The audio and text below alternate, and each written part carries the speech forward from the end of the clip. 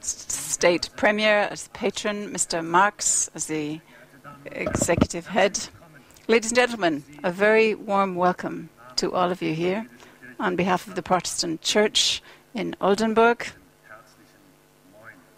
And I would add a moin, as we say in this neck of the woods. There are so many experts here that I dare not ask whether you know the simplest form of prevention. It is a welcoming word, a word of welcome, but it only takes a few seconds. I think the simplest form of prevention is saying hello to people who meet for the first time, shake hands, and wish one another the best. Shalom, salam, peace be with you. And I wish this for all of you,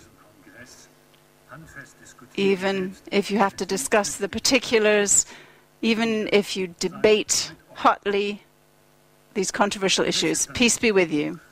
Certainly that is not enough.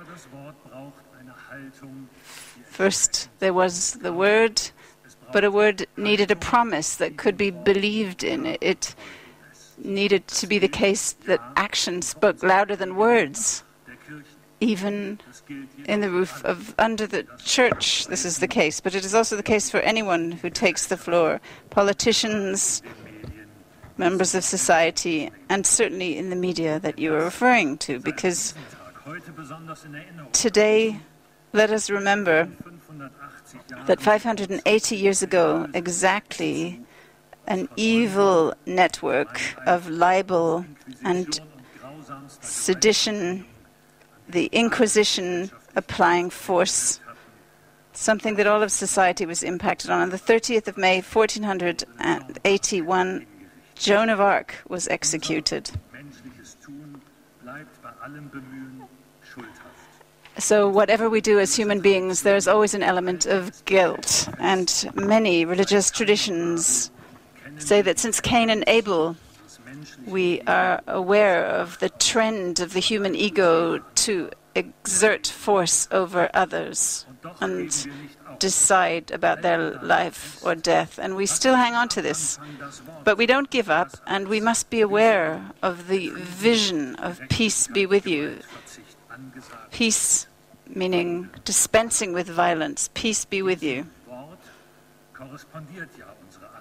And this corresponds with our response. If someone wishes peace be with you to us, then we want to wish that for them. And then there's a vision that we are creating here of a peaceful coexistence. So if prevention is the way forward, what are we trying to prevent and who are we addressing this to? And if we are talking about taking on responsibility, who do we mean? These things are key if we are to understand the issues that we are looking at here in the German Congress on crime prevention. In the new media worlds, the contours of our counterparts seem to disappear.